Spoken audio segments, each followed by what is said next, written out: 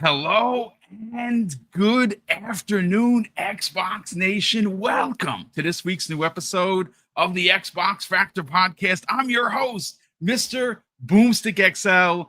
Ladies and gentlemen, this is going to be an outstanding 90-minute show. Infinite Umbra should be here momentarily. Jamie Moran is here. We have to get into a lot of really monster-sized fun topics. Of course, we're going to open up with the Witcher 4 news, the presentation on what that game looks like running in Unreal Engine 5. We're going to spend a few minutes on that. As you know, I did not enjoy 3 at all. I tried multiple times, and literally, I was just talking with Jamie Moran in the green room. I'm going to try one more time. I'm going to give it the old college effort, try the updated next-gen version to see if some of the systems have been scaled down that are make it more fun. I just thought it was too much work, but we will certainly see. And if I don't like it, well, then I'm probably not going to buy The Witcher 4, and that's fine by me because there are too many games. But Jamie Moran, how the heck are you? My God, it's only Tuesday. We've already had breaking news and like stories like IO Interactive's James Bond being called First Light. They actually announced they're going to have their own event. The first time they've ever done that. So obviously James Bond is going to be big. Maybe they even show what Project Dragon looks like. Of course, we have some new information that, of course, comes the way of Ecstasies, where 2 first and second party titles that sound very, very strong to be shown at the Xbox Showcase will, of course, launch on Xbox Game Pass day and date, but they will also launch on PlayStation 5. And guess what? We know what at least 2 of those games are, and it might actually be 4. And that is from Double Fine, which, again, folks, Microsoft going third party, so don't be surprised. And Toys for Bob. That's not surprising, but how the heck are you, man? Wow, what a week already. Yeah, I'm so excited, man. I complain all the time that E3 needs to be a thing again, and I haven't been excited for some of the showcases since before the pandemic, but the hype I'm seeing right now, it reminds me of, 2018, 2017. It's all good to see. It's going to be a great week for gaming. You're going to have people that are going to argue over crap that doesn't matter, but at the end of the day, we're all going to play games, and there's a lot of games going to be announced over this next week. Like, I'm a Bond fan, right? And I couldn't be more excited to finally get a Bond game. We haven't had a James Bond game since, if I remember correctly, 2011. Yeah, And it's been a while. And again, that wasn't even the one that was from Rare. That was from I don't even know who the hell made Activision. that game. Activision. Holy crap. Yeah. Yep, you're right. Yeah, it was a Bloodstone. It was actually pretty decent, but we've been needing a really big Bond game for a long time, and hopefully this is it. It's IO Interactive, the masters of the Hitman games, so I have the most confidence in the world for them. Yeah, me too. I think they're gonna listen. This is the game they've been working on for a while. I don't know. Again, like I said yesterday, I originally thought that this could be shown at the Xbox Showcase. It could be shown at Keeley's. Well, turns out that they're actually doing their own show for the first time, and that's pretty big news because IO Interactive, they're not a small developer or publisher because they publish their own things now. But they're not huge, right? They're not an Activision size. They're not an EA sized, kind of a game maker. But at the end of the day, the fact that they're having their own event, Jamie Moran, does tell me that this game is going to be big. I cannot wait to see what it looks like. I'm glad that it's going to be a multi-plat. There's no doubt about it. I just don't know whether or not this is going to be published by IO or Microsoft or even Xbox, or is it some sort of a team up? Because remember, there were talks about Project 007 and Project Dragon as working with Xbox. And Jez Corden reported on this a couple of years ago, where he said he doesn't know if, in fact, that was still a part of the plan. We will know soon enough. But, my God, I mean, you know what? Let's get into one of the let's get into a topic that has stolen the zeitgeist of today, and that is the presentation that came the way for The Witcher 4. Again, this is a smaller story. I originally wasn't going to talk about it, but I'm sure there are people here in the chat that want to hear more about it. I'm not going to play any of the video that was shown. I'm not going to show any of the stills because, again, I have a whole show that we have to get into. But Jamie Moran, again, we were talking in the green room. I am not as enthused for The Witcher 4, not because the game doesn't look amazing. It looks stunning. It just looks so next gen that I don't even know what to do with myself. 60 frames per second on console. I would imagine that anyone with beefy PCs are going to have this thing running with every bell and whistle, and it's going to melt your eyeballs. Again, am I excited for it?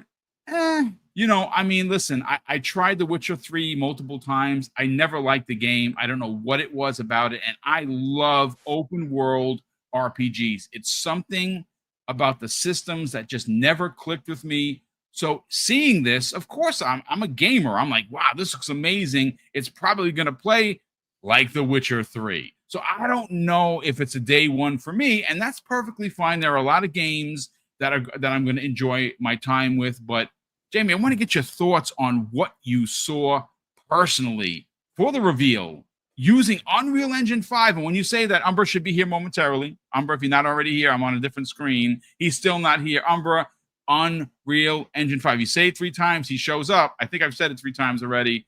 What are your thoughts on The Witcher 4 reveal? Mind blown. The Witcher 3 was no slouch. That game still looks phenomenal. The game looks gorgeous, dude. It's phenomenally designed. It's just I could not get into it. Yeah, we'll get into that in a minute because I guarantee I can get you into The Witcher 3. Okay, I'm gonna take you up on that. But the Witcher 4, man, like it's beautiful. Like just The Witcher 3 did this thing really cool, which you rarely see in video games, is that if you have tall mountains, you'll have clouds like bumping into them. In this like Witcher 4 demo, it had that as well, but and like 60 FPS on Unreal Engine 5 is something people complain about all the time because the performance hasn't been the best, even though the engine is gorgeous. However, it's going to be 60 FPS, which is great. But like they've taken what worked in The Witcher 3 visual wise and made it even better. And they didn't really go into depth with like the HUD or menus or anything, which I understand. But just the overall look of the game, the density of foliage, the detail in the environment, and like while I think a game doesn't need amazing graphics to be like incredible, I can't lie, I saw this and got a bit giddy. It looked so good. It's 2 minutes and 8 seconds of incredible visuals, dude. From start of the video, and I watched it a couple of times, and don't get me wrong, folks, this makes me want to go back and play The Witcher 3 and give it another shot because it looks so good, Jamie, that I'm like, my God, how do I not get excited about this? And then I thought about the systems, and I know you said that they made some really, really big changes, especially with the visuals regarding the over-the-shoulder. That actually might do something for me rather than him being in the center of the screen. Even though that didn't bother me, I just hated the way you made potions and everything. We'll see if that's been simplified, but we'll talk about that in a second. But again, I have the presser in front of me, Jamie. We'll get to it after your thoughts. But I'm glad that you really enjoyed what you saw. Yeah, it looks great. Like I think The Witcher 3 set a new gold standard of what an RPG should be. I mean, hell, The Witcher 3 was so good that other developers of different games and different genres were like, crap, we need to copy this. And that's why we got Assassin's Creed Origins the way it was. And I think it's a good idea. They actually copied a bunch of elements from The Witcher 3. But just everything about The Witcher 3, putting that into Witcher 4 and make it even better. That's what I'm getting from this. And like CD Projekt Red, they've learned a lot over the past decade. The Witcher 3, even though I say it's a masterpiece, 10 out of 10 game, when it launched, it wasn't in the best state.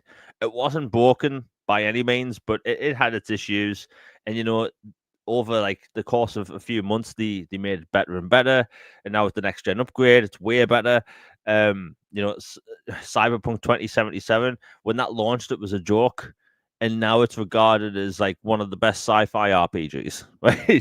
So like they've learned a lot over the years. Shifting to Unreal Engine is a big deal as well because the Red Engine was very capable, but the problem is when you have developers that have worked on other games across the industry and then they have this new engine to work on, sometimes they're just not as efficient. That's why you saw things like BioWare having trouble making RPGs and Frostbite, Yeah. because all the developers, and I heard from developers over at BioWare that they were experienced with Unreal Engine 2, Unreal Engine 3, Unreal Engine 4, and then when they were put on Frostbite, panic mode. Hell, Frostbite didn't even have a third-person camera tool.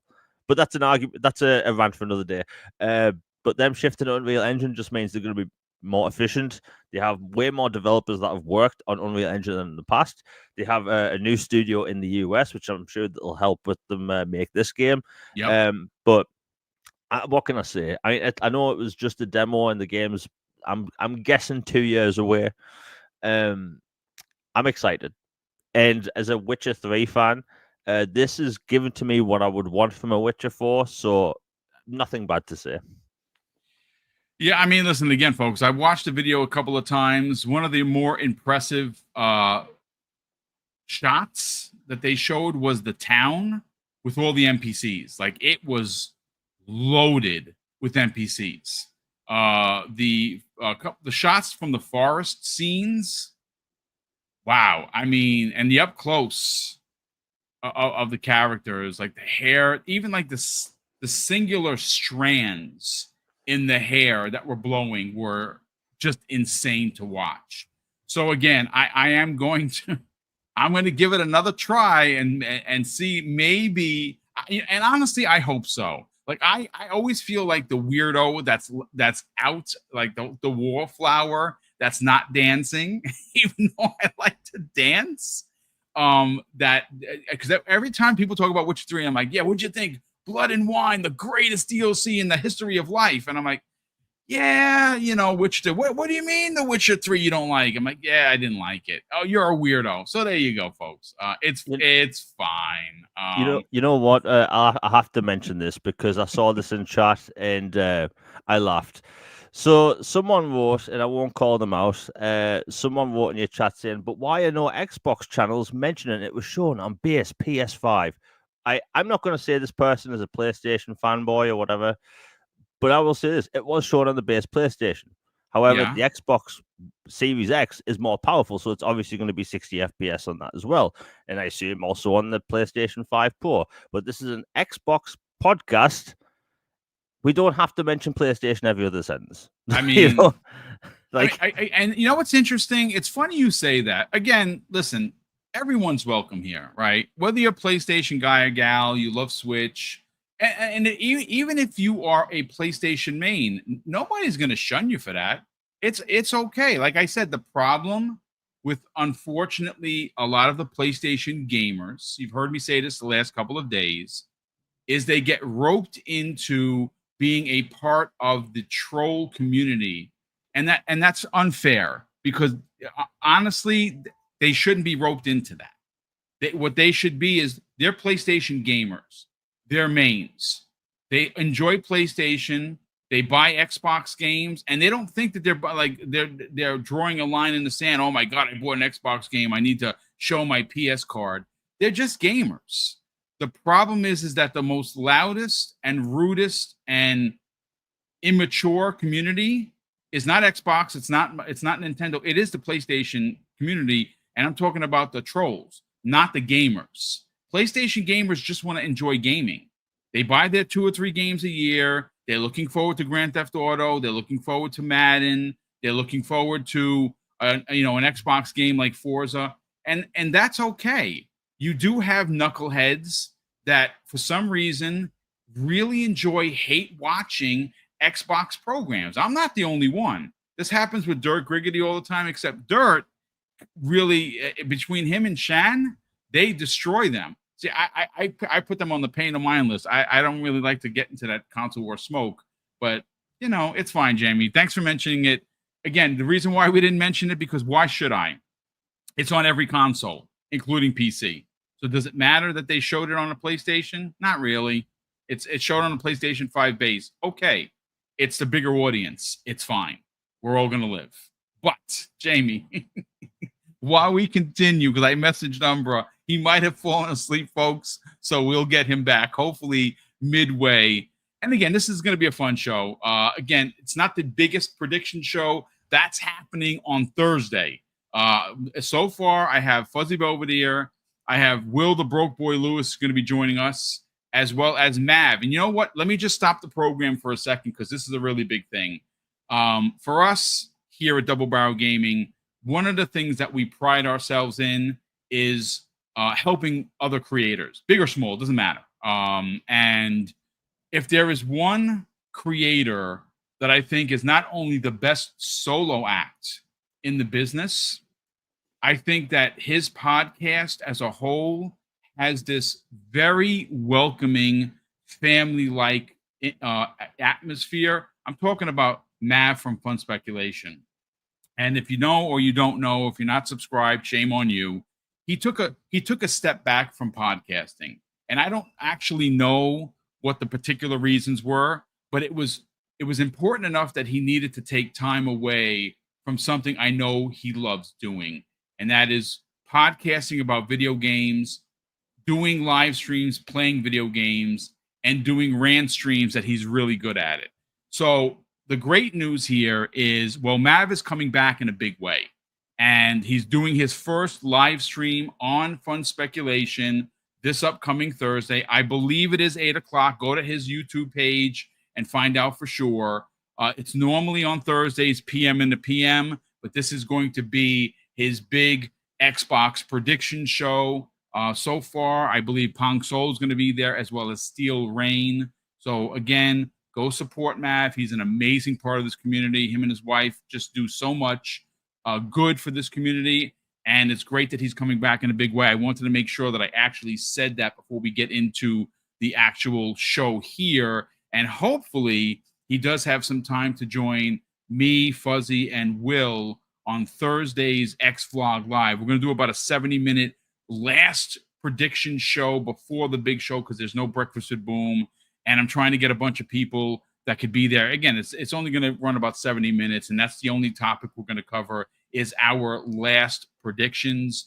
But Jamie, I want to open up with a story that comes to us from purexbox.com. And why I want to talk about this, because again, it's one of the smaller stories, but I do think that there's a lot of relevance here because look, let's be clear, Jamie and chat. The best controller in gaming, without even a close second, is the Xbox controller.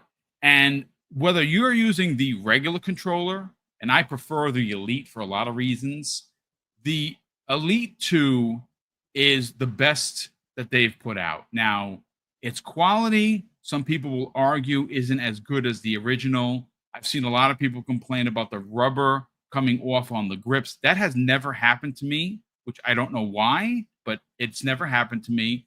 My only issue with the Elites has been the right bumper button going bad after a couple of years, because that actually happened to me on my Gears of War Elite. Now, it works, but it's loose.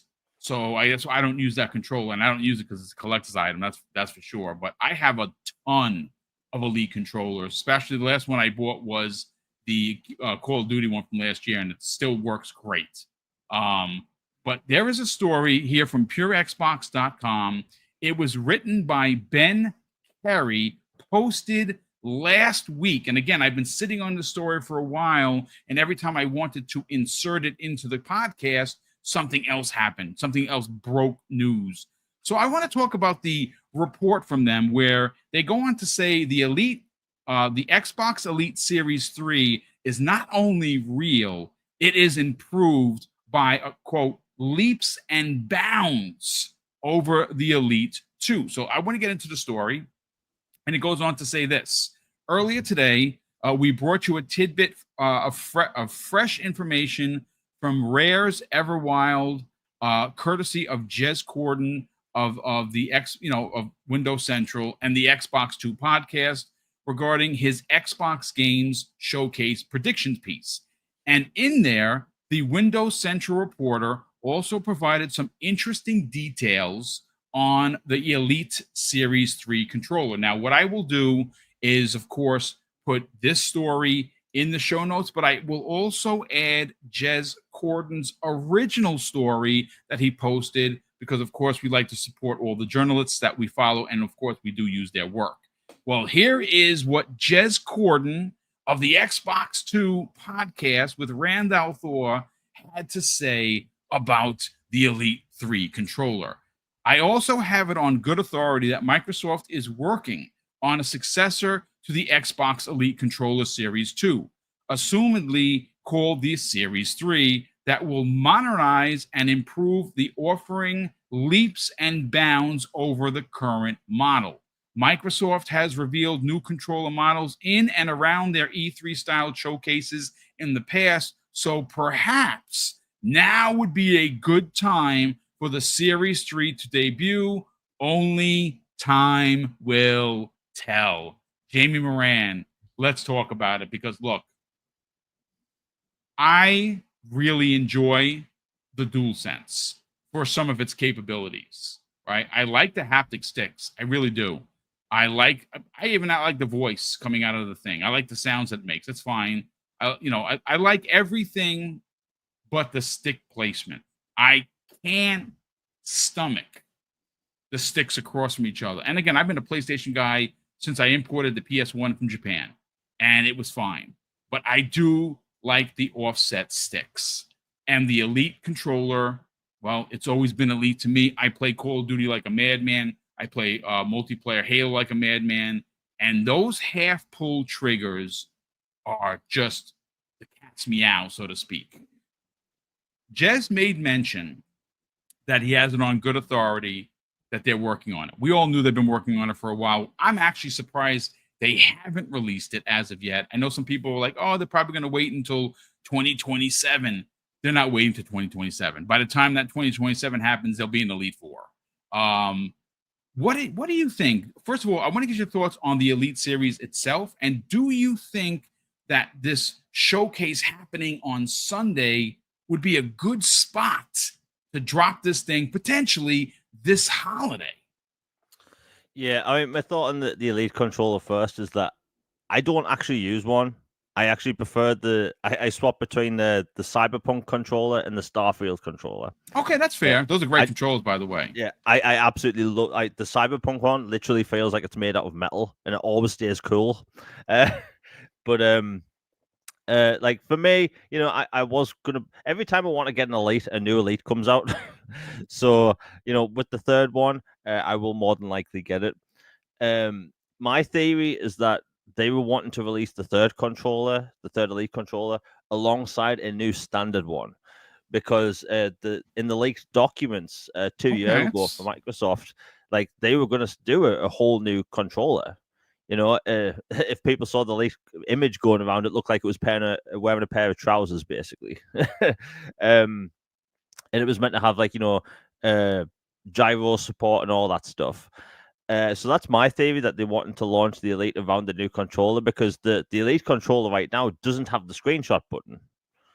Yeah, it's a pain. You got to press the guide button and press Y. That sucks. I know you can map it to other buttons, but I don't like doing that. So. Yeah, so like my theory is that they wanted to launch a third Elite controller alongside this controller, so they all have the same base features.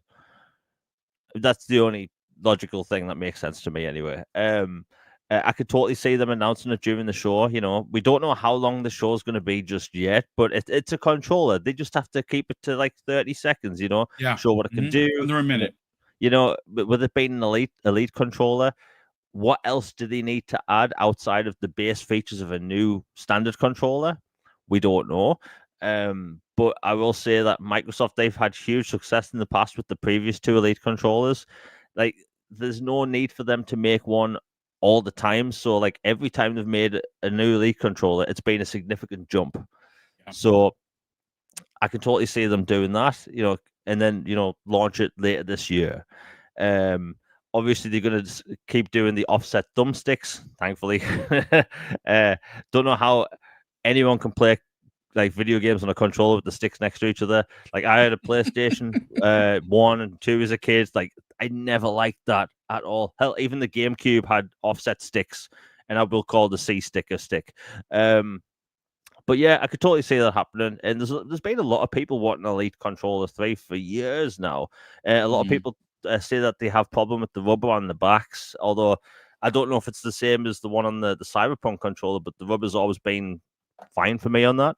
Maybe it's a different kind of rubber, I don't know. But yeah, I can totally see that happening. Like I said, launching with a new base controller, with gyro support, all that stuff. Yeah, should happen. Yeah, I mean, listen, we've all been waiting for it. I think that it definitely needs an update. It's funny because you would have thought that they would have stopped selling the 2, and I think that would have been a real indication that 3 would be coming out, but 2 has been sold. As a matter of fact, The Witcher 10th anniversary had 2 versions, identical in its design, and the Elite 2 sold out super quick, which, by the way, I think is selling on eBay for over $300. It might even be more. I know that the regular edition, which I have, and you say, well, boom, I thought you didn't like The Witcher. I like controllers, and that controller is nice. So I did buy it, yes. It's over $200. So it's crazy that the pricing of these things has gone up. But yeah, I think that you're right. Why could it show up at the event is exactly what you said, Jamie. I think that it is what could it possibly be? 60 seconds, maybe 70. They show, Xbox something, the flash screen, and like there's green fire, and they show the Elite, and they're showing it from different angles, and it's turning around, and they're showing the triggers pull, and how again, I can design a commercial myself if I want, and it's 40 seconds, and the Elite 3, pre-order now. I mean, so again, I think that there's room for it. I know that in the last couple of years, it's been games, and more games, which is awesome. But I mean, what would it really take to put the Elite 3 controller in there? Again, 30 to 40 seconds, a minute, maybe 70 seconds. And again, I'm actually surprised because today's Tuesday. Normally, Greeny is out there playing like, hey, temper expectations or don't temper expectations. Usually if it's a partnered show, Greeny will like temper expectations because everyone like me think, listen, I'm a nerd. I get excited for all of this stuff, so I'm always hoping for the best, and just getting disappointed. It's fine. But the Elite 3 could be there. And I'm actually surprised because it's already Tuesday, Jamie, that we haven't gotten any like posts. Now, the only thing that I have heard about this event, and I've been trying, folks. I'm not going to front. And if I would have had something that I was given permission to talk about, I would talk about it. But the only thing that I have been able to get my hands on is that this showcase is being held really close to the vest. So that tells me that there are some really big surprises. That's why it's titled. And I know, there were a couple of unnamed, people in the chat that are here every day that love breaking my balls. Like, hey, boom with the clickbaits, Prototype 3. Well, folks, if you are wondering about the Prototype 3 rumors, I have it in front of me, ready to go to put out any of the doubts. First of all, I'm a Prototype fan. I have been since the original. I like the original better than the second one. And that's because I like Alex Mercer as the main protagonist, versus the I don't remember the other guy. I know he was a military guy that got the same, powers. But if you want to know where the rumors came from, and I have it in front of me, the rumors about Prototype 3 that were circulating or have been circulating suggested that there's a new game in the series called Prototype Evolution. That is the supposed rumored name for not Prototype 3, which I have there. It's supposedly Prototype Evolution, and it's supposed to star Alex Mercer as the returning protagonist. But these rumors, folks, if you didn't know, originally started from a Reddit post from a user claiming to have been a part of a study group. Now that Reddit post, of course, has been politely taken down. The name of the poster was Bigsby, who claimed to be a part of a study group. He supposedly signed an NDA and he broke it. And he was asked whether or not he would be interested in a Prototype 3. Well, that's where it comes from. So, is Prototype 3 actually going to show up at this show? I don't think so. But nothing's off the table, and I think we're going to get a couple of Activision surprises that are more than just a Tony Hawk 3 and 4 trailer. Like I think we're going to get some like, oh my god, I can't believe they're bringing that back. Like, I would love for them to return with a Transformers game. I'd love for them to do an Ultimate Alliance type of Marvel game, which we know. Hell, at this point, Jamie, I would love for them to come out and say, we're dropping these 40 games like Deadpool and the Spider-Man series. Everything is going into Game Pass. Go and play with your heart's content. I think that would be a big announcement. I would even dare say that it would be as big as the Xbox 360 backwards compatible part, because there's a lot of people that want to play the prototypes, that want to play the Spider-Man ones by Beanox, because both those Beanox games were freaking amazing. I don't know. I mean, again, rounding right back to the Elite Three, I think the show is going to be long enough. It's going to be over 60 minutes. I would say at the minimum, maybe 65, 70. And I think that there is a 1 or 2 minute block in there, Jamie Moran, for an Elite 3 announcement. Because I think it's time. The Elite 2 has been out for a while. It does have its shortcomings. It's not. Is it perfect? No. Is it terrible? No, it's not terrible, because I use it every day. But it does need some improvements, especially when it comes to the screenshot button. Like, the fact that that's not there is ridiculous, to be honest. But it is what it is. Jamie Moran, any additional thoughts before I pull up the notes for the next topic for the Elite 3? I was actually going to mention the Activision games. Oh yeah, please, guys, let's elaborate on it. Yeah. So, like, ever since the Activision Blizzard deal happened, a lot of people have been wondering, like, where's all these games at? Like, hell, like, I there's only like 3 Call of Duty games I've never played, and I play Call of Duty for the campaigns. Yes, I'm one of those dudes. And that's Call of Duty Ghost. I used to be that guy. Yeah, Call of Duty Ghost is one of those games. Right, I've never had the chance to play that campaign, and Activision price their games like Nintendo's. They barely drop in price. In the UK, I'm not even kidding, it's still full price. Are you kidding me? Yeah. Stop it. In fact, it's worse than that. So Activision, they did this years ago, by the way, but no one reported on it. So Activision removed the base versions of a bunch of old Call of Duty games. So you have to buy the Gold Edition or the Ultimate Edition, which comes with like all the map packs, which means you have to spend £60. That's about $75. That's ridiculous, dude. And like in some cases, I think it's Call of Duty Black Ops 3. It's £80. So I refuse to buy these just to play the campaigns. So like there's a lot of people waiting for these games to go to Game Pass, and there's also the games people want to come to Xbox, like you mentioned, the Spider-Man games by Activision. I know the licensed titles, I know these are going to be a pain in the what's it, but like these are going to be a pain for Microsoft to bring over. But you look at the Transformers games, Hasbro have mentioned multiple times they want those games not just on Xbox but in Game Pass.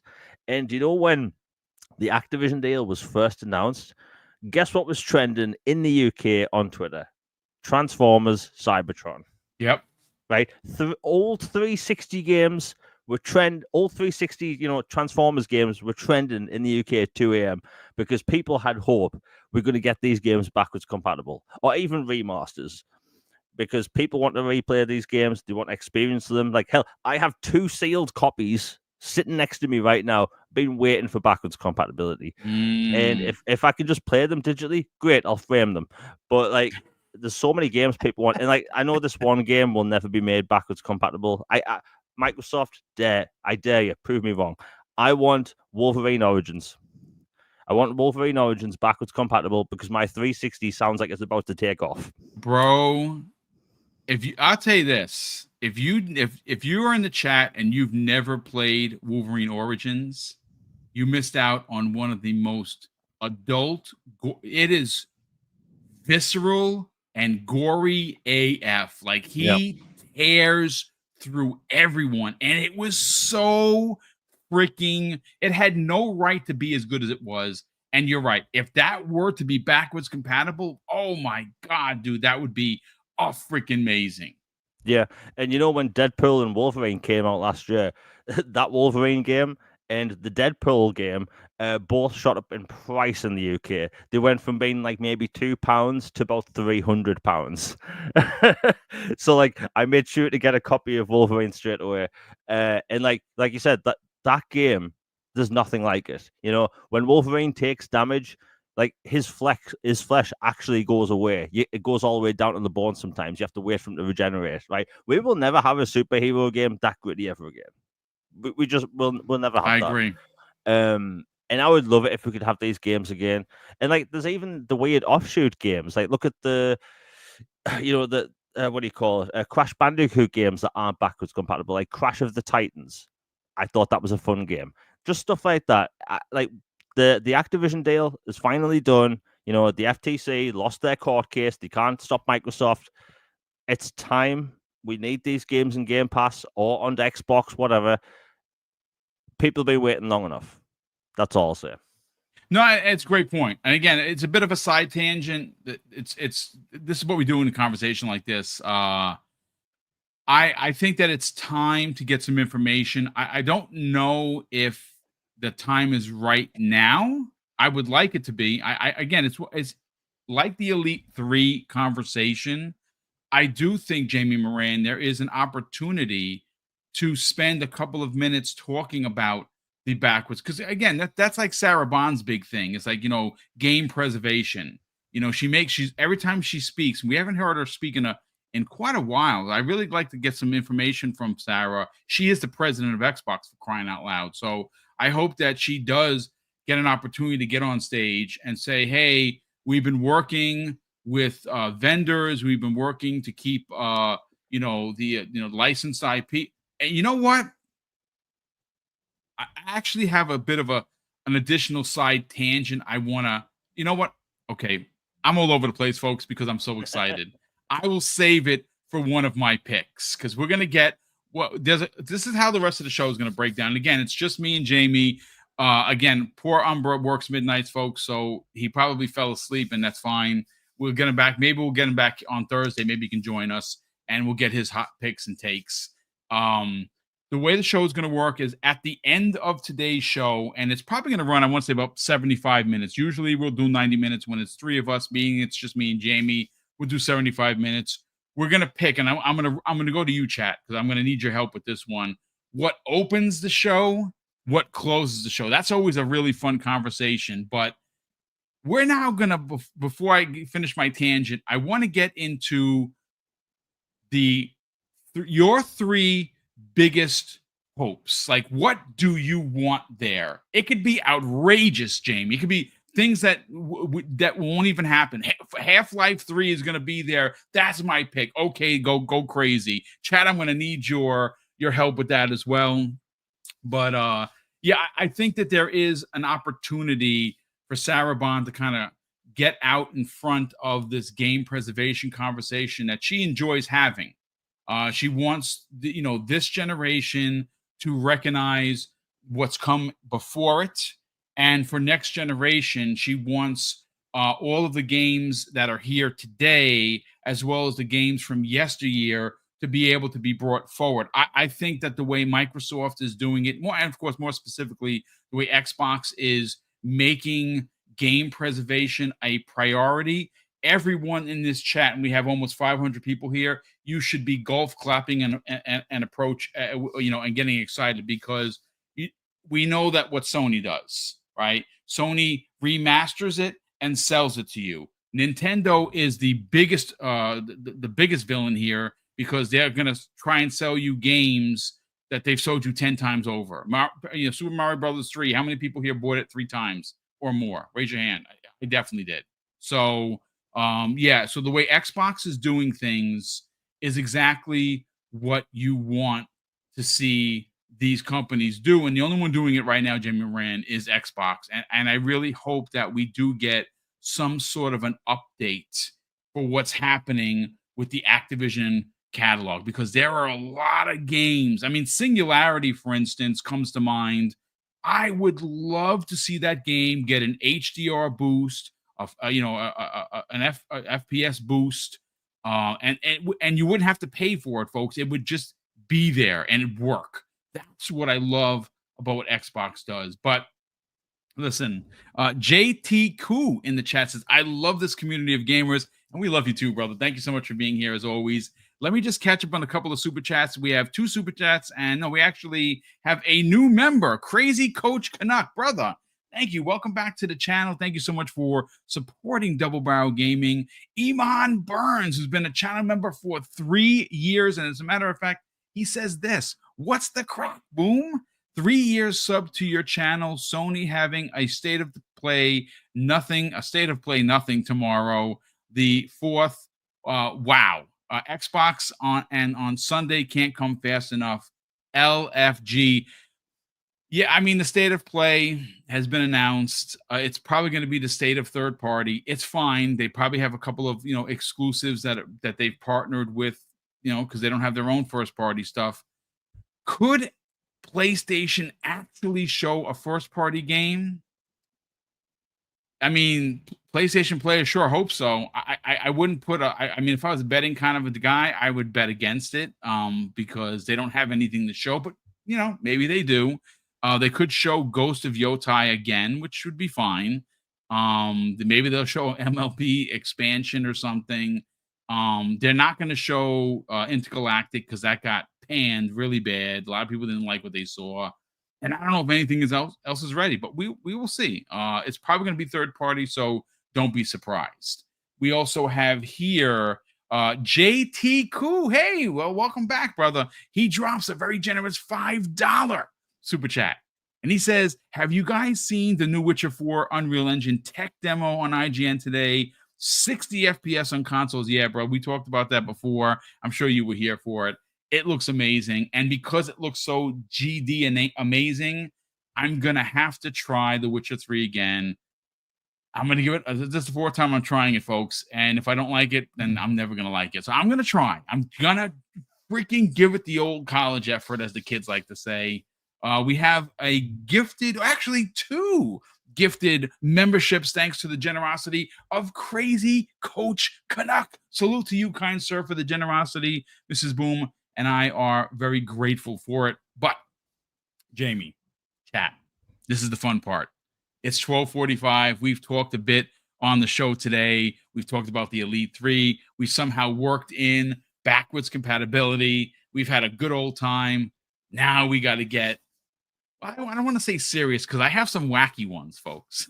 I have some wacky thoughts and theories that I haven't said anywhere, and I'm going to say it here for the first time on what I think could possibly be at the Microsoft or the Xbox event happening this Sunday. But I want to go to Jamie first. I want to get the chat and see what you guys and gals are saying about it and read some of those aloud.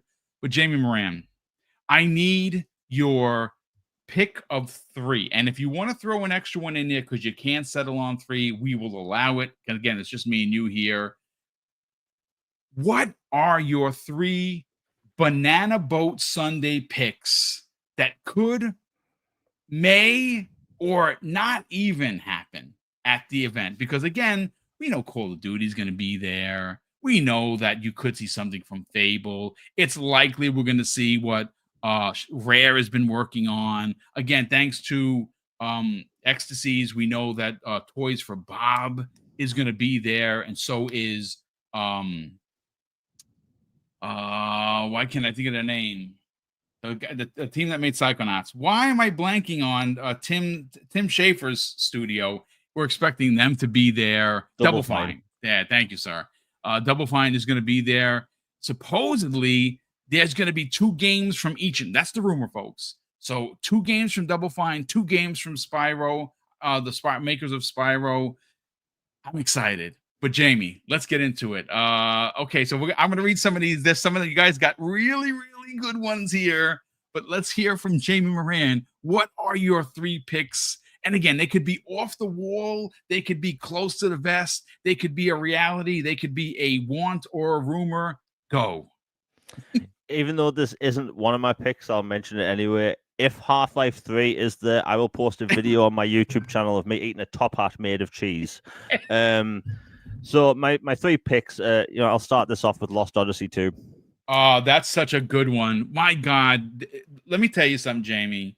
Why that's the greatest pick of all time? I'm going to say because that game is so good and it flew under the radar of so many gamers. Lost Odyssey was amazing. That's a great pick. Please continue. I love Lost Odyssey, and I refuse to believe Mistwalker have been making the console port of Fantasian for 4 years. Like I refuse to agree. believe. I refuse. Yeah. They've been working on something else. I will not let this die. So like Lost Odyssey 2, that's one.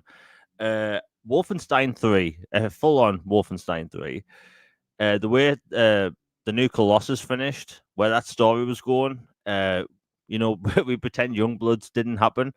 I would like to see where Wolfenstein is going to go next. And plus, like, they're one of the best studios in the world, in my opinion. Machine Games, they make super fast-paced, intense action games, and they made the best Indiana Jones game. So, like, I would love to see a Wolfenstein 3. I'll throw this in there because why not? Even though I don't think this isn't being made by Microsoft, I do think Max Payne remake will be shown this year. Because it comes out next year. So I think the Max Payne remakes, and you know what? I'll throw it in the prototype remake or reboot. I think that it's been a long time since we've had a game like that on Xbox. I mean, it's been talked about. Look. Let me just add some context to this. First of all, that's a dynamite pick, and I'll tell you why. Okay, Sony has Spider-Man. So they have their own open world superhero character. And again, Prototype 3, if it exists, if it's going to come out, it's going to be everywhere. So it doesn't matter. But here's the thing. Prototype as a series. And again, for me personally, I liked 2 because it was the sequel to 1, which I loved. But I didn't love 2. I really loved 1. Prototype 1 was so ahead of its time, and you got to remember this is an era where it's coming off of games that it was compared to when it was released, like what was the Hulk game, Ultimates something Hulk Ultimate. There was a Hulk. Yes, Ultimate Destruction. Thank you. Oh my God, who did not love taking cars and making fists out of them and beating the balls off the military? Like, that was so much fun. And that is what Prototype reminded me of, just better. And he was he's an anti-hero. He's his own thing. And I mean, could you imagine, Jamie Moran, a Prototype that looks and runs like Grand Theft Auto, but in New York City? Holy shit. Sign me up. Please continue, sir. Yeah, I mean, Prototype, we don't actually have any big open world superhero games like that on Xbox. We could say Arkham Knight, but there's no one ever walking around in the streets in those games. There's always a convenient excuse. But I think a new Prototype game would be huge. Do a full-on reboot, not a remake, a full-on reboot. Use the super advanced tech with crowds and stuff. Like, the best thing about Prototype was landing in the middle of the street after doing like the big comet drop thing and destroying like 50,000 people. Right? It was super fun. It was gory. The story technically didn't make any sense because you wake up one day after some accident, you have all these powers, and by the way, you're going to go on a murder spree, right? But it works, and it was fun. But yeah, I think a new Prototype game, and there have been rumors about it because when the Call of Duty leaks came out, that was listed with them. So like, even though I do think it's a pie in the sky thing, I do think it's fairly possible. So yeah, that's Lost Odyssey. I thought Max Payne remake in there because that is coming out next year.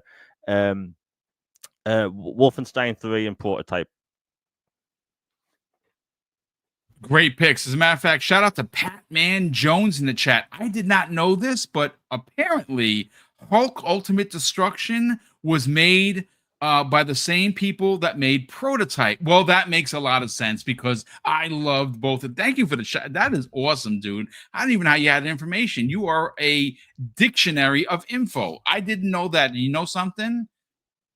It's one of those things like, you know what's interesting, and I know a lot of people get turned off by this conversation when it comes to like remasters and remakes.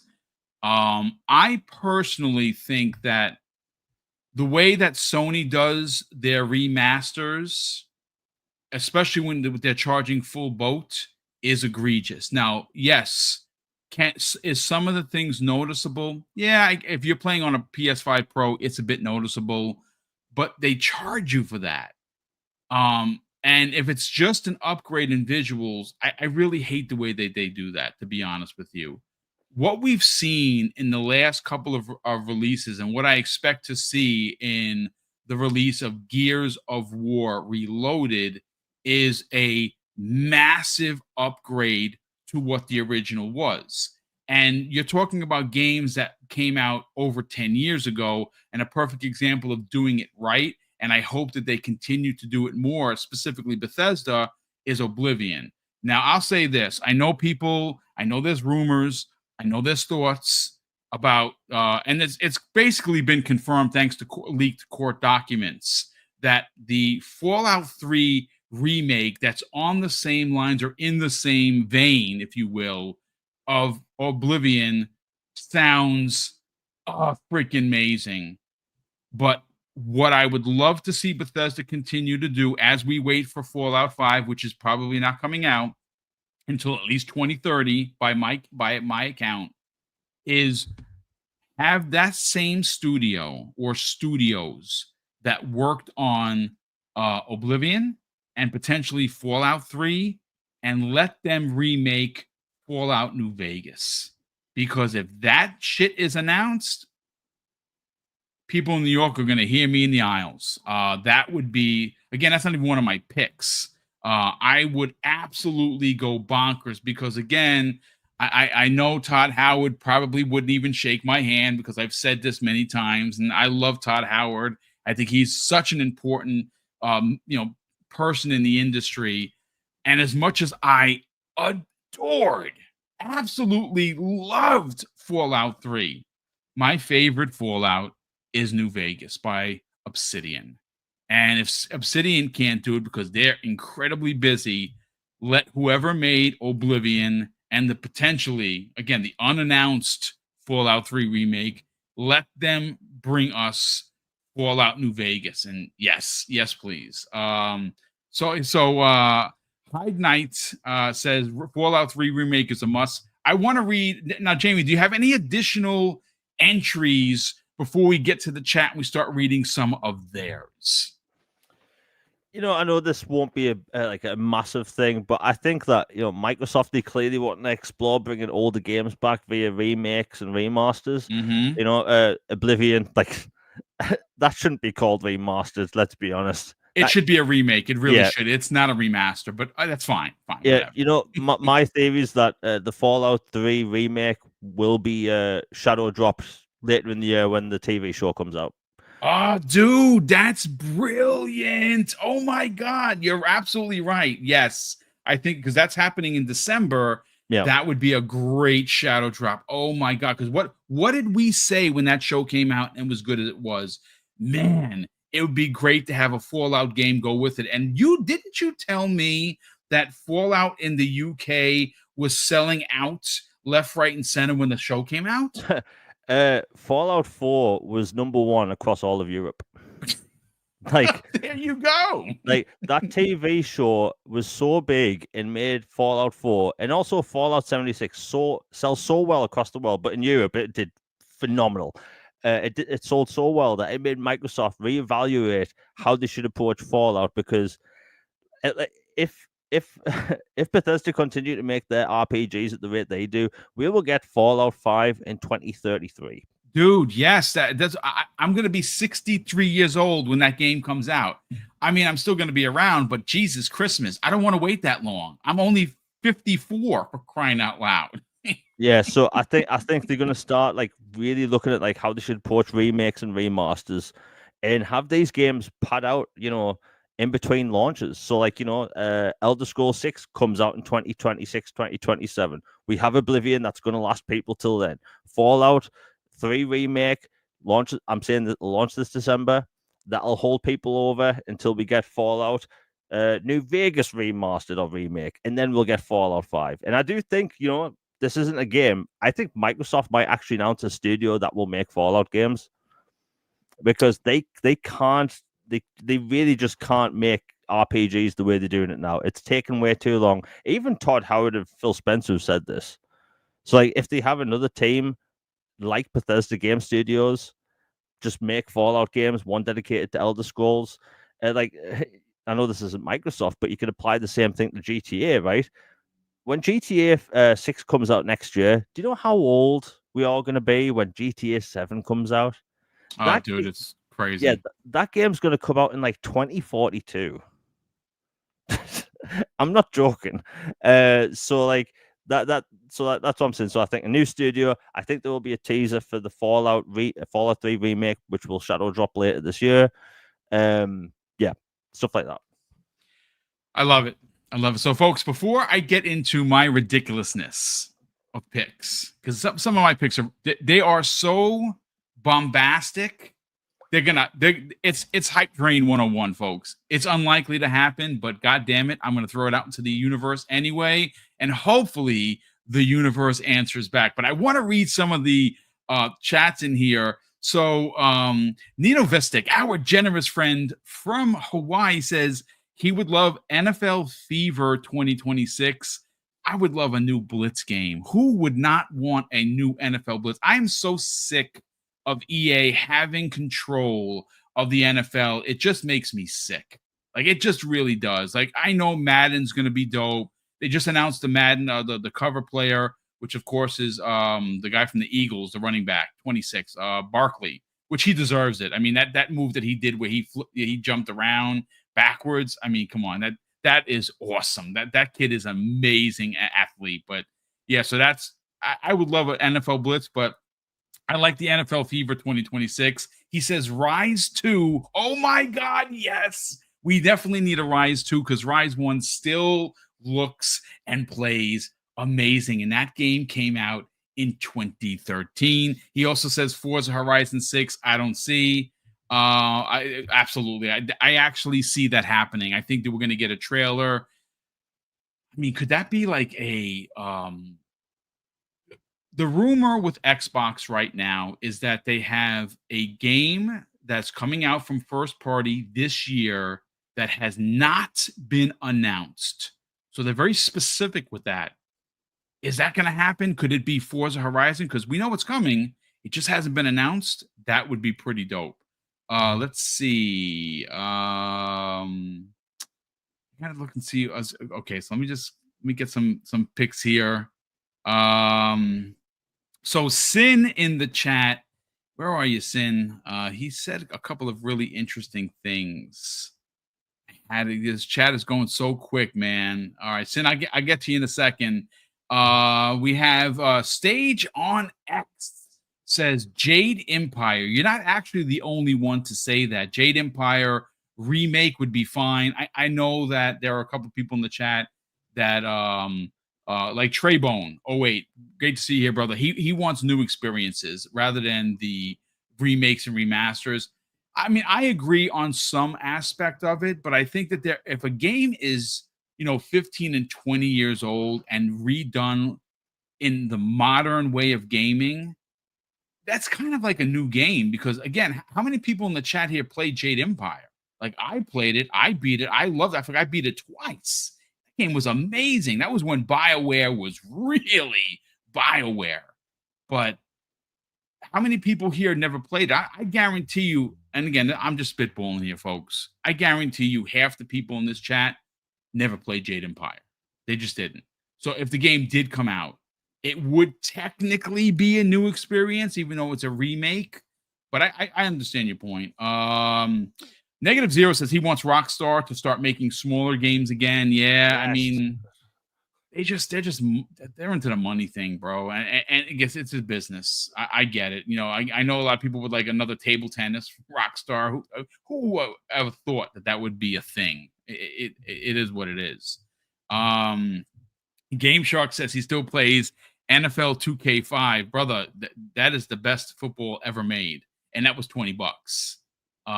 So there's no doubt about that. Let's see. We also have Hyde Knight says Rise, Son of Rome. We'd like a sequel to that. Let's see. I found Sin, but it didn't when he. You know what, Sin? Throw what you said earlier in here.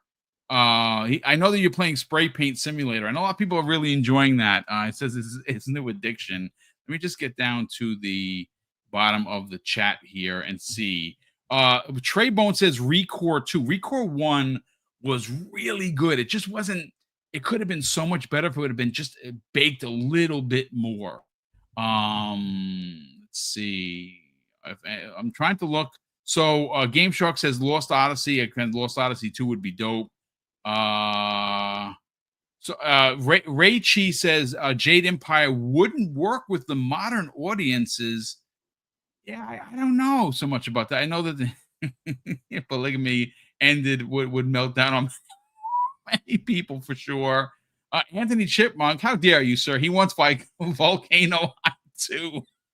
Oh my goodness! Stop the slander, kind sir. You know what? Malcolm X LAX3 says Scalebound revived.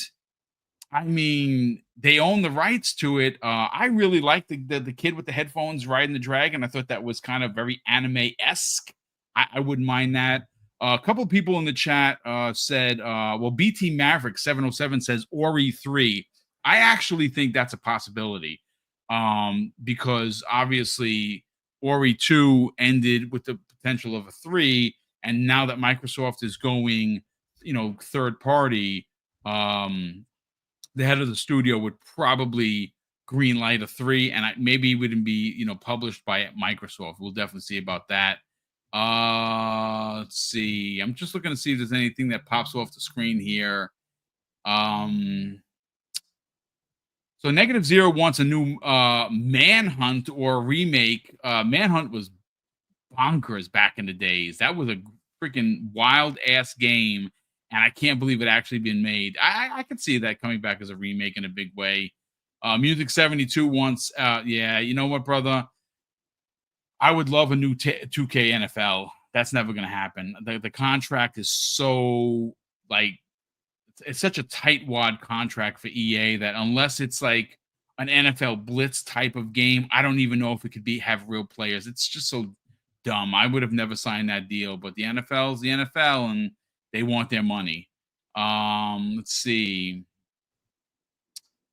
Killer Instinct 2 comes the way of Scott Woodford. I'm actually expecting, Jamie Moran, that we're going to get a update of some sorts from Killer Instinct 2. It has been a minute, and that game was supposedly being worked on, but, we don't know. All right, so, folks, I'm going to get into my picks.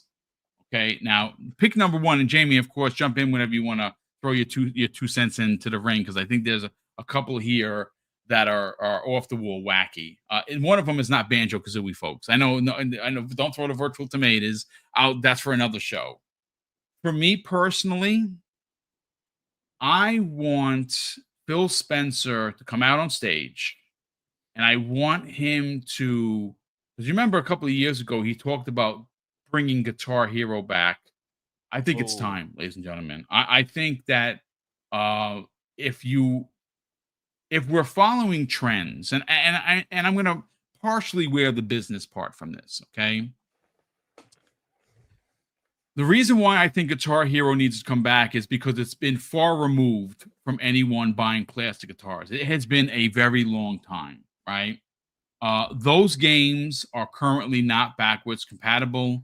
and I don't necessarily know if they ever will be because of licensing. The licensing for those games, if you thought it was hard for something like Forza, it's going to be 50 times more difficult because everybody that has a song wants to get paid. So I would imagine that trying to get any of the original Guitar Heroes, because you could play them on your 360 right now, which is great, but you can't play them on your PC. You can't play them on your Series X or even your PlayStation. I would love to see Guitar Hero come back. And the reason why I think Guitar Hero can come back, Jamie Moran, is because what is it? It's a gas game. It is the ultimate gas game. And again, folks, I'm not trying to advocate for the $3.3 trillion company. I'm trying to come at this from a nerd who loves Guitar Hero. They released a new guitar, not from the original company, last year. I bought it. It's amazing. It folds down and everything. It is phenomenally designed, but there are no games to play on it other than Fortnite. I don't want to play Fortnite Guitar Hero. I'm sorry. I'm 54. I want to play a Guitar Hero Guitar Hero game. I want to rock out to Metallica. I want to rock out to Smashing Pumpkins, you name it. Kill Switch Engage. Pick your favorite band. What are your thoughts on that, Jamie? I love it. It's a gas game. It's going to make money. And you know what's crazy? It's a gas game that's not going to be exclusive. It's going to release on PC, the Switch 2, the PS5, and the Xbox. And it's going to make money out the yin yang. And I don't care about that. I just want to play Guitar Hero. What are your thoughts, man? Yeah, that's a great pick, man. You know, like you said, it would be the ultimate gas game. And for people that don't know, like Guitar Hero was absolutely huge. Like it sold millions of copies, but Activision they got too cocky. They got greedy. They start coming out with not just one Guitar Hero game every year. Some years there were two. So you had two new guitars come out with two new sets of songs where you had to literally change the disc and guitar to go back and forth and play these games, right? It was silly. So like, you know what? I'll if I can refine this list, I'll post it on Twitter later. But like, I came up with like a business plan at how you'd run a new Guitar Hero game. But like, I'll break it down short right now. How it would work is that you only release one guitar for the entire generation. Yeah, just one, right?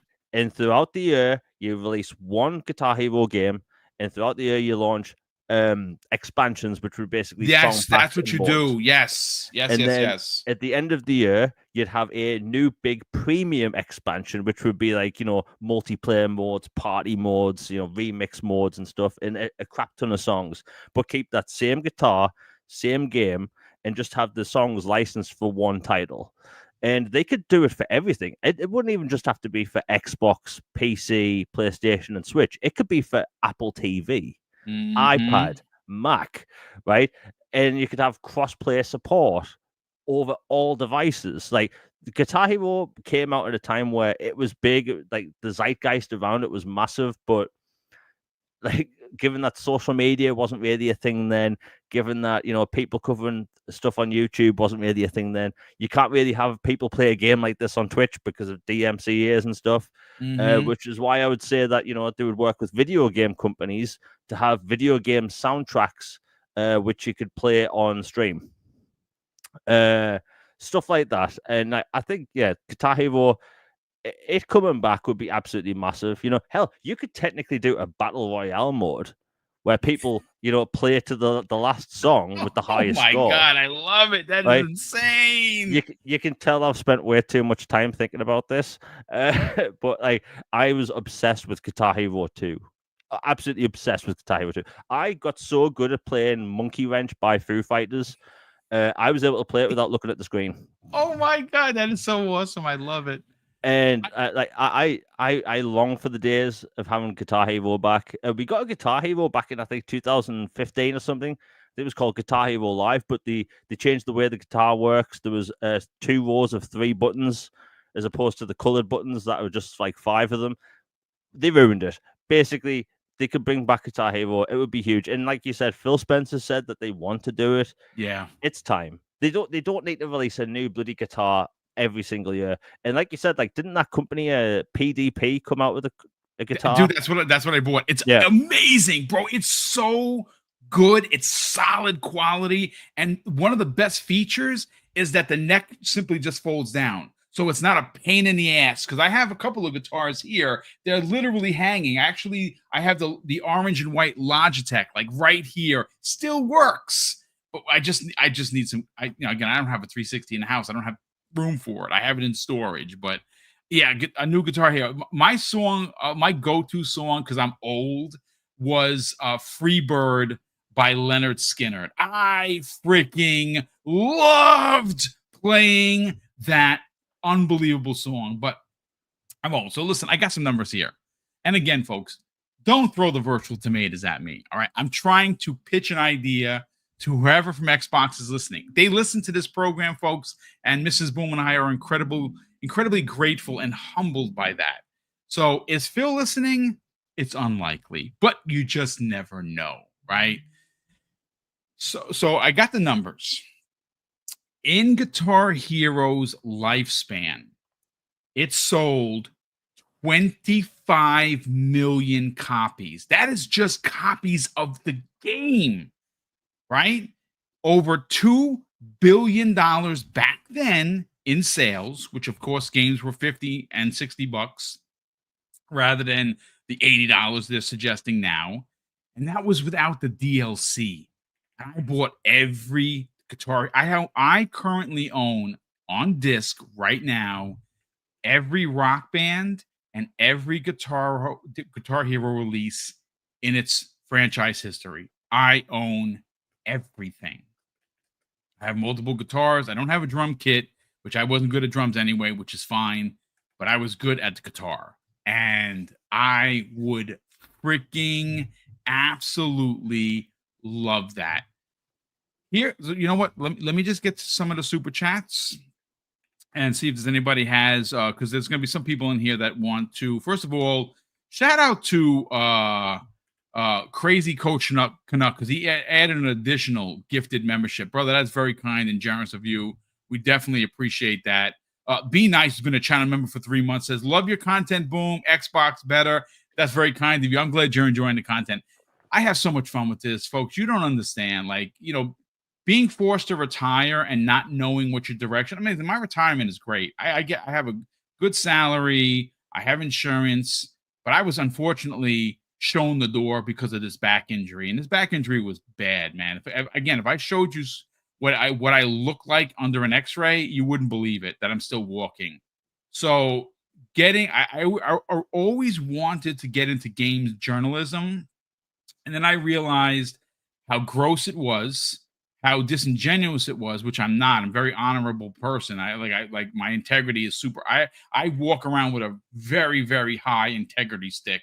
And I've told you guys and gals this before. If I got to be an a-hole or sell hate to be successful on YouTube, I'll quit. I'll quit tomorrow. No thanks.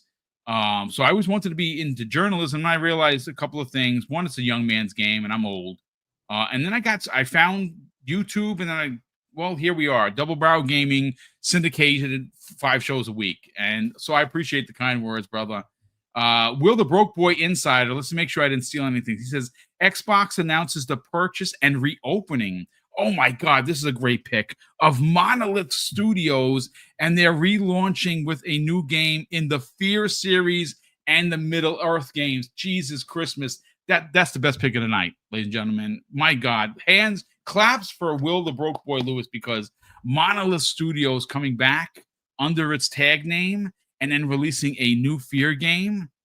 Yes, freaking please. And of course, the Middle Earth games were phenomenal. It's a great pick. We have Black Helmet Man, who's been a channel member for a whopping 45 months. He says, I have a feeling that an Xbox games only version of Game Pass will be announced for PlayStation, kind of like Ubisoft Plus or EA Access. I mean, look, I'm gonna be honest with you. That would be like, that's not Trojan horse, man. That is walking into the Sony front desk and like kicking down the desk. If Game Pass ever launched on PlayStation, every PlayStation troll would have to would have to go into witness protection hiding programs because they would be just mocked in the worst way possible. And of course, I wouldn't be a part of that crowd because I don't like bullying, but they would have earned some of the shenanigans that they were going to get because if trust me, Sony will never allow it. Nintendo will never allow it because guess what? Xbox Game Pass makes their services look like chump change. Both of them. Oscar Wheat in the chat. Oscar, great to see you here, bro. Thank you for the very generous $2 super chat. Oh, this is a good one. I love this. New Ready to Rumble game would be great. That's a great freaking pick. That was one of the launch titles on the Dreamcast in '99. Ready to Rumble was phenomenal. So, Jamie, here's my second pick. I personally think that if you remember, we had information a couple of years ago that Sarah Bond was had flown out to Japan and she had taken some pictures of Sega. And the running rumor at the time, we all thought acquisition, right? And that's probably never going to happen. But the one thing that she did go there for, and we did know, again, this is news that's been out there. It's been reported by all the bigs that Xbox had teamed up with Sony on their Super Game initiative. And part of this Super Game initiative was bringing older titles back, like Crazy Taxi, Altered Beast, Shinobi. We know that's coming out soon. That game looks amazing. Streets of Rage is in development. We saw some screens of that. That looks freaking outstanding. Virtual Fighter is coming back. So Sega is revisiting the classic IPs, and they own a lot of them. So back in the days, and only old men like me remember this, there used to be something called the Sega Channel. And the Sega Channel was kind of like Game Pass before there was Game Pass, right? I personally think that this is a stretch, folks. It's like the Guitar Hero thing. It's a stretch. But I mean, if we're making predictions, I'm going to the moon and back. I would love for the announcement of a modernized Sega Channel to come back and be a part of Xbox Game Pass. Now, here's my thoughts and theories with this. Is it going to be exclusive? No, it is not. I think Sega potentially could launch a Sega Channel across multiple platforms. But if they only chose to do the Sega Channel on Xbox, we wouldn't have to pay for it on Xbox. It would be included in Xbox Game Pass Ultimate. So, like, for instance, like Ubisoft Plus, I think that Sega has so many of their old IPs coming back that they could legitimately have a Ubisoft-esque service that charges you $20 a month for all of their old and new Sega games, like the Shinobis, like the Virtual Fighters. Just like Game Pass, it's their day and date, and that's awesome, right? But for Xbox, it would be included in your service. Now, Jamie, any thoughts to potentially a Sega Channel coming back?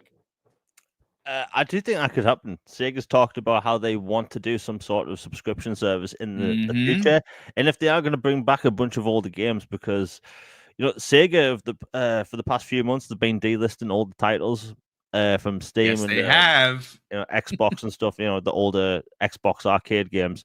I could totally see that happening because they realistically, and I would love to see this happen anyway. I can't see them launching new ports for all those games unless they do a subscription service. Yep. That's a lot of games. And they are going to come out with newer titles, which the new Crazy Taxi game, Jet Set Radio, all that stuff. Yes.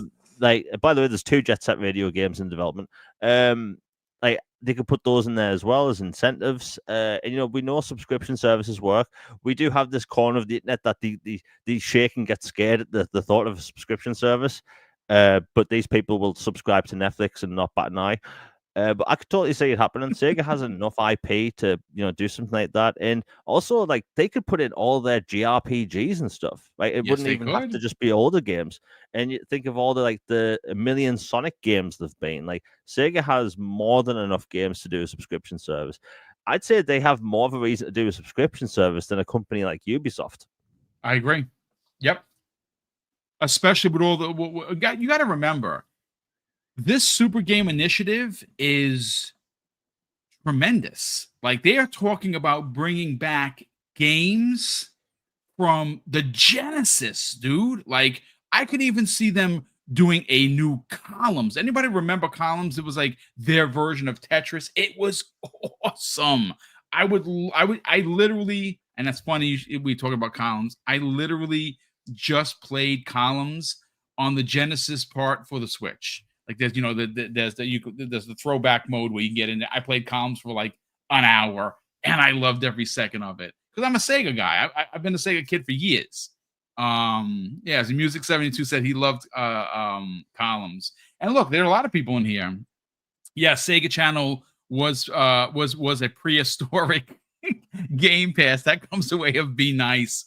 But someone else actually had said the Sega Channel was way ahead of its time. Who actually said that? I might have been, I don't know, Dan the Man Cunningham actually said that the Sega Channel was so far ahead of its time. So that's my second pick. So my third pick is a game. I don't know. Again, this is pie in the sky. I'm the only one that really cared about it, and I'm not talking about Banjo-Kazooie or Conquer. I would love, you said something very interesting earlier. Xbox doesn't have its own open world stuff. They did back in the days, and it was called Crackdown. Crackdown 1 was amazing. Now, most people will tell you that they bought Crackdown 1 to get the multiplayer demo disc for Halo 3, right? Like that's why most people bought it. Turns out Crackdown 1 was a phenomenal game. Crackdown 2, not as great. And Crackdown 3 gets a lot of hate chat and Jamie Moran. But Crackdown 3, first of all, let me just say this about Crackdown 3. Besides it being an amazing game, right? The game should not even exist because midway through development, and this is one of those bonehead, what the F are you doing, Xbox? This is one of those leadership things that you just scratch your head with. Like you're like, who was in charge? It's Phil Spencer. How did this happen? I have no idea. The technology that they showed off about when they showed the character shooting through the wall, that was like legit the tech they were going to use. And I don't remember who bought the company. I'm if my mind, if, I'm an old man. If I remember correctly, it was Epic that bought it. Microsoft has a great partnership with Epic. I don't know why they didn't say, "Hey, listen, you bought the technology. Here's a bag of money. We're going to use it for Crackdown 3." That technology, Jamie, had to get ripped out of the game, and they developed it as it was. Now, I thought Crackdown 3 was amazing. I would love, not a remake, not a remaster. I would absolutely love for them to reboot the franchise with modern sensibilities. I think it would be a freaking amazing. Get your thoughts on that, man. Yeah, look, Crackdown 3 was a bunch of fun, It but it was wasn't that great, game. man. Yeah, but it wasn't that game we were originally, showing off with all the buildings falling over and stuff. Yep. And that was super cool tech. Like remember how people reacted when they saw bullets actually going through the walls and stuff. Like that was I mind went blowing stuff. crazy, dude. And Crazy. when bullets go through walls in like Call of Duty, it's not really impressive. You get the hit markers that, and then you've hit your target, but that's it. So I think like with Crackdown, they were going to do something truly impressive, but like you said, all the issues they had and stuff with the developers and that. I would love to see Crackdown just come back in general. Not it doesn't even have to be with the destruction thing. Screw it. Let's throw it in there. We don't have enough destruction in games as it is. Hell, like one of the main reasons people are hyped for a new Battlefield game. Well, hopefully it's good this time. But destruction's back. We have fancy new graphics. We have really cool AI, but destruction in video games is still super rare. We barely see it in video games now, and I actually find it kind of disappointing. We clearly don't have enough of it. And Crackdown as an IP, it deserved better. Crackdown 1, it launched with a beta of Halo 3. So like a lot of people got it for that reason, but a lot of people ended up enjoying Crackdown. Crackdown 2 didn't do too well. Crackdown 3, like we said, had its issues. It's an IP that deserves another chance. I think it would be cool for that to come back. They could do anything with it. They could do, realistic cities. They could go far into the future with hover cars and stuff. The endless potentials there. And one of the big problems with Crackdown 3 is that, when they changed it during development and they put like 3 cutscenes in the entire game, we were all hyped that, you're going to have like story related cutscenes in the game. But what really is Crackdown 1, 2, and 3? You get told about a boss in an area or crime lord. You go to an area, you wipe them out, rinse and repeat.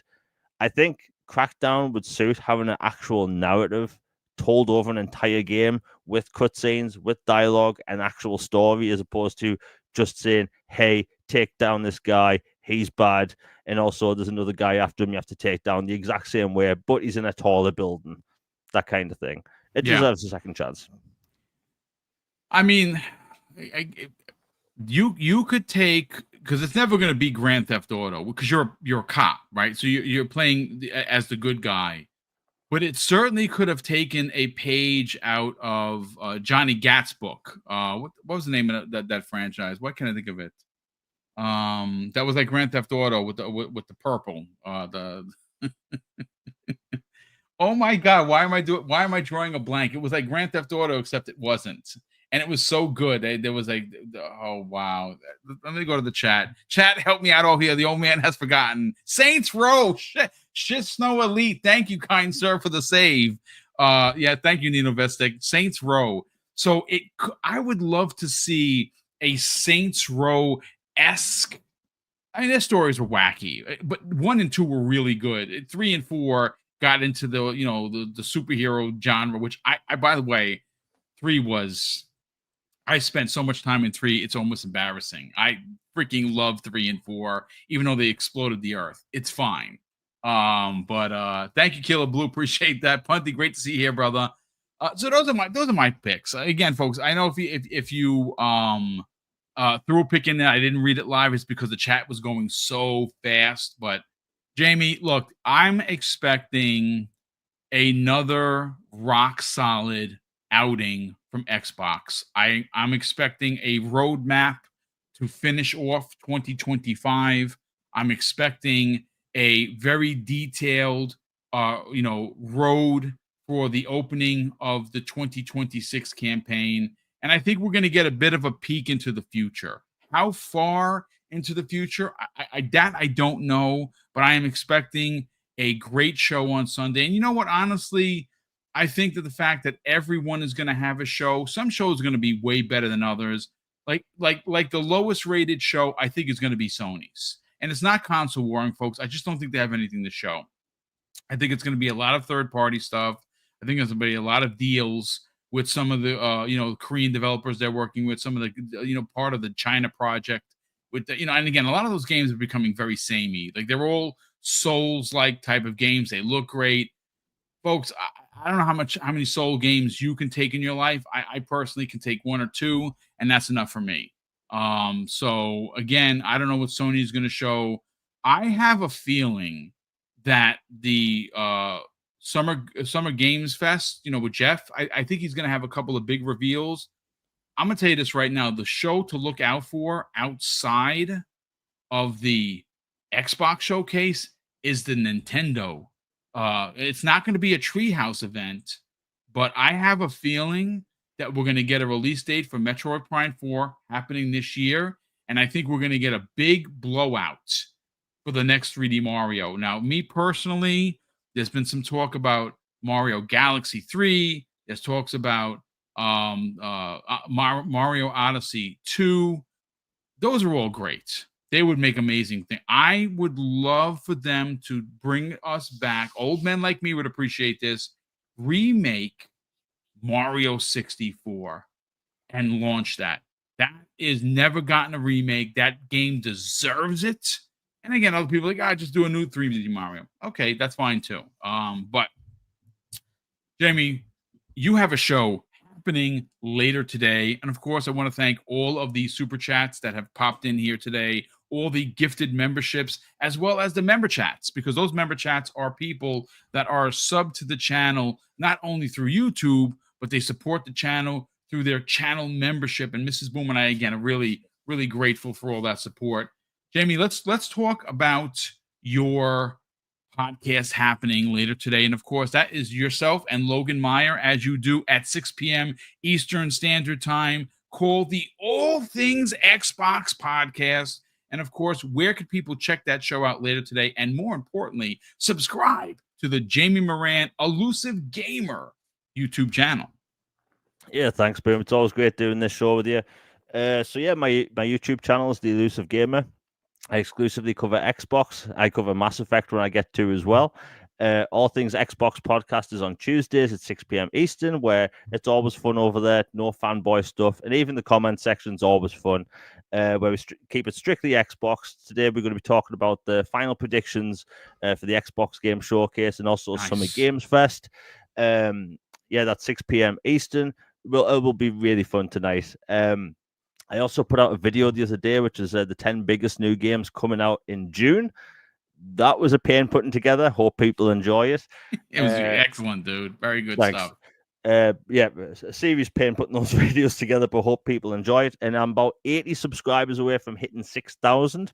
Oh, man, that's freaking awesome, dude. Yeah. So, throw the link into the chat. Maybe we get some subscribers right now before we get out of here. So if people want to subscribe, it's greatly appreciated. I have a bunch of new content coming, on-camera stuff coming soon, which should be good. And yeah, and my Twitter is also Jamie Moran UK, where it's exclusively gaming and jokes. Well, brother, we're great to have you here. Very appreciative to have you here each and every Tuesday. Again, apologies that we didn't get Umbra. He probably fell asleep, and obviously that's not a big deal because he does work midnights, and he might have had just a tough day. What I will try to do is get Umbra to join the show on Thursday. Now, so far, the guest list includes Mav from Fun Speculation. I have to confirm that with Mav. He definitely wants to join us. Fuzzy Belvedere and Will the Broke Boy Insider is going to be joining us as well. It's going to be about a 70-minute show. C-Money will not be with us only because he is going to be flying into Los Angeles on Thursday. I will be flying into Los Angeles with Kay Asante and many people from this community on Friday afternoon. There will be no Breakfast with Boom, but we will have our final prediction show, 12 p.m. Eastern Standard Time on Thursdays, X-Vlog Live. Tomorrow evening, of course, I'm going to be sitting down with Kay Asante as well as Hargi Chani. We'll be talking about, any new information that's popped up. I'm sure there's going to be a leak or three. And we'll, of course, be reacting to the state of play from PlayStation. We'll see if there's anything worthy of getting excited about. I mean, again, you'd like to hope it is a gaming weekend for everybody. This is gamers. This is Christmas for gamers. This whole week has already been amazing, and it's only Tuesday. And of course, all of the big happenings will be over the weekend. We're going to be eating this up left, right, and center. But thank you, ladies and gentlemen, for tuning in. We had over 500 people here. Hopefully, you enjoyed the conversation enough to hit the like button. If you're not already subscribed, Mrs. Boom and I would greatly appreciate that sub. And of course, if you're feeling super extra generous, share this out on the socials. Mrs. Boom and I would be very happy that you did so. And of course, I'm going to close out the show, ladies and gentlemen, with something that's incredibly important to me, always makes me smile, and hopefully one day will be important to you. And that's something that my dad taught us when we were kids. And he would say, Craig, treat others how you want to be treated. And also, it doesn't cost anything to be nice. You live by those rules, son. I can guarantee you're going to have an awesome day. So take care, everyone. And we'll see you next week on the newest episode of the Xbox Factor podcast.